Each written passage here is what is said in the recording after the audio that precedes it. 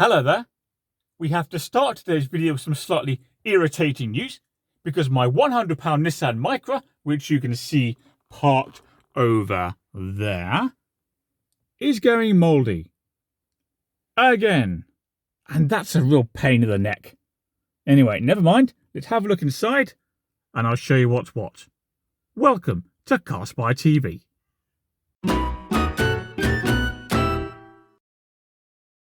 Okay, now if you've been following the story of this little car for a while, you may remember that it went very mouldy soon after I bought it. Things are nowhere near as bad, but nonetheless we need to have a quick appraisal and see what needs doing. So let's start over here on the steering wheel.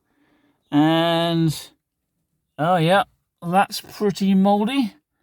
All the way around, very unpleasant. There's a good bit, look. Yeah.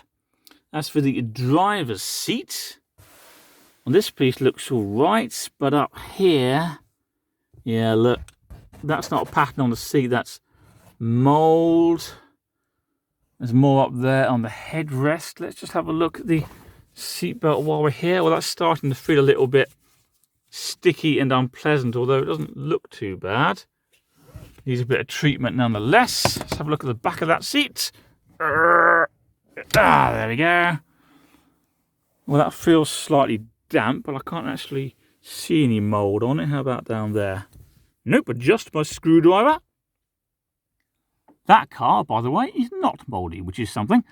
As for the back of this one, well, we do have the front passenger seat perched there because we needed a bit more space in the front. How's that one looking? That's looking better than the driver's seat, isn't it? Anything there? No. Back seat itself. Yeah, that looks okay. Let's have a look underneath there. Well, that looks all right as well. That seatbelt. Yeah, they feel fine. As for the head lining, yeah, it feels a little bit tacky and unpleasant in places, but overall this seems the worst of it is the driver's seat. Oh, that's sticky as well. Yeah, that's very sticky. How's the handbrake? Yeah, not as bad.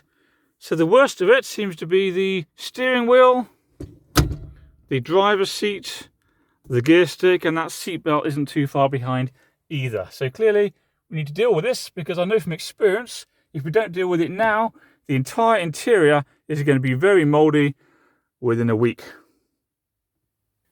So to get rid of the mould, I'm going to use a combination of vinegar and water. The vinegar is Sarson's distilled malt vinegar. It's just white vinegar. Nothing special about it. So let's pour that into the bowl.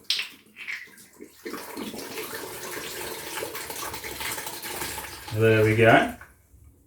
And then I'm just going to add a little bit of water from the garden hose for luck. Try not to spray it all over the garage. That really smells strong. Oh.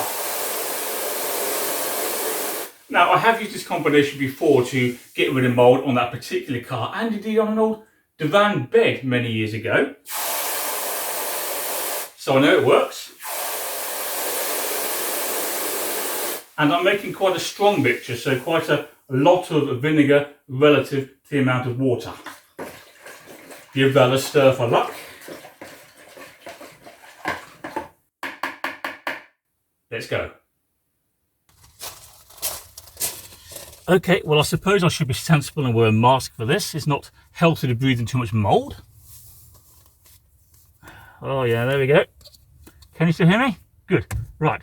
I'm applying it with a sponge. The water and vinegar stuff is down here. And hopefully, don't want to drown it, but hopefully this will work as it has before in various scenarios. A little bit more. And then what I've got down there in the floor, well, it's a stiff brush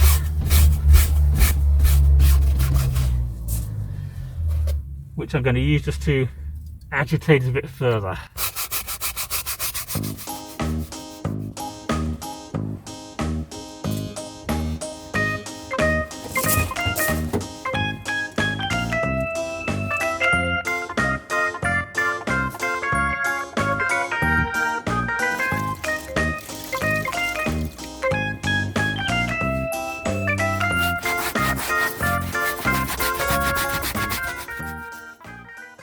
Okay, let's give the gear stick a go as well, because a sticky gear stick is very unpleasant, as I'm sure you can imagine.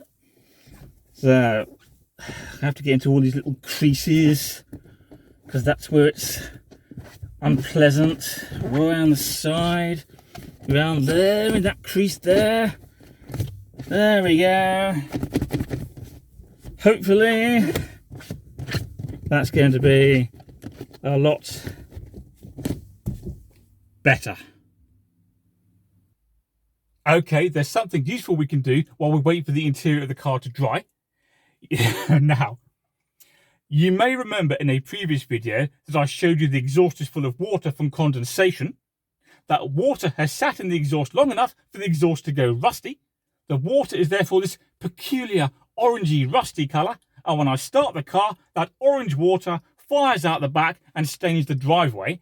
So, to preserve the exhaust, what's left of it, and to preserve the driveway, we need to clear some of that water if we can. And I think the best way to do that is to start the car, rev it a bit, and see what fires out the back. Come on then.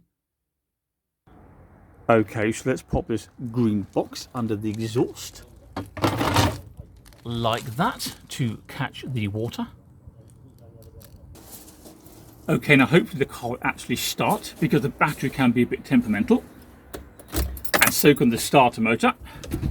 Neutral, handbrake. Oh, heater's on. Fingers crossed. That's the starter motor not engaging properly. Okay. Right, let's give it a few revs.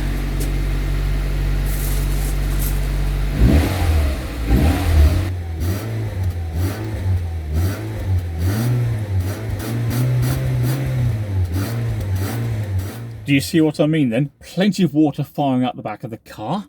And look, that is the colour of it, orangey brown.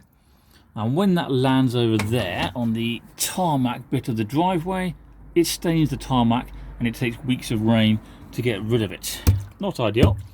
Now I reckon there's still plenty of water in the exhaust, but at least there's quite a bit less. Place your bets now. Is this glove box properly installed? I'm going to say no.